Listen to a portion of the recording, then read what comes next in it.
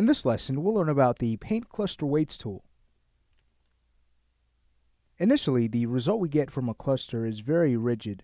I have some animation in the scene. If we were to scrub from 0 to 10, we can see what type of result we'd get from a cluster by simply just applying it and then pulling out the points connected to it. Thankfully, we can use a tool like the Paint Cluster Weights tool to smooth out our result. So to work with it, we'd want to select our mesh and head over to Edit Deformers and choose the Paint Cluster Weights tool found right underneath the Paint Blend Shape Weights tool. Let's go ahead and check out the options, and we'll reset our settings so yours match mine.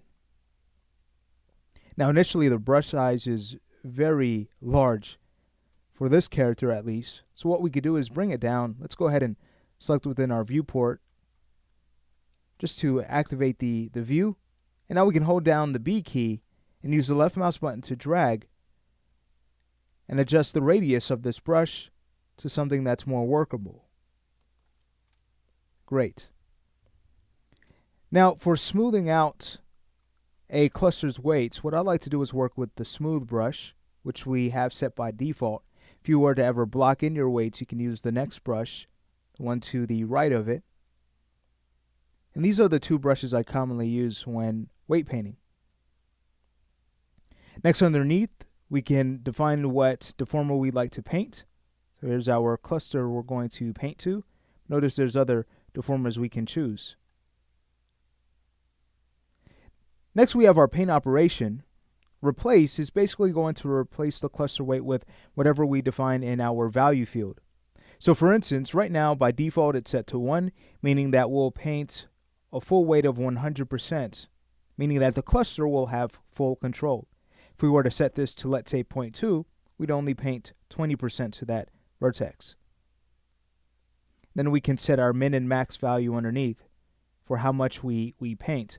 So for instance, if we're using add mode, according to our min and max values, we would not be able to either surpass the max or go lower than the minimum value. We could also choose to use scale, which is going to scale based off of our value and opacity settings.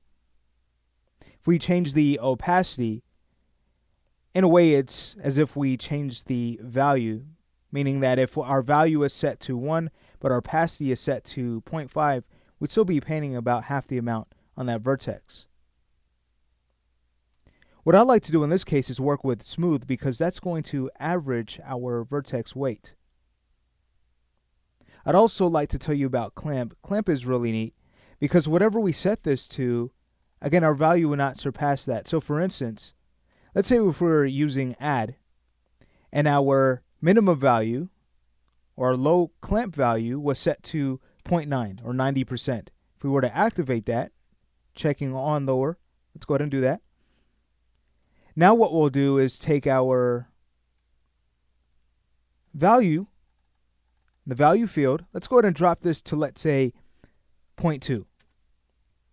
When we try to paint on a vertex, what's going to happen is that it's not going to get to that value of 20%. Instead, it's going to use that 90% value because that is our clamp value. It's going to clamp it at that point. So I just wanted to show you that. But let's say we go ahead and work with smooth, because that works incredibly well for giving us a much nicer result in this case. So I'll go ahead and go through and start to use a smooth brush to improve this area. And again, you'll see that we're not able to go past that value of 90% simply because of our clamp value. So I'd recommend just unchecking that. And now you can start to smooth this out a little bit more. Feel free to decrease your brush size if you need to, which in my case works out a little bit better for painting the cheek.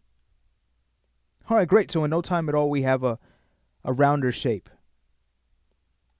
At this point, we can go to our select tool, pressing the Q key, and just to take a look at our shape, we could also select the character and press the 3 key, which I like to do for low-res meshes, just to get an idea of how the mesh will look where it counts when it's smoothed out.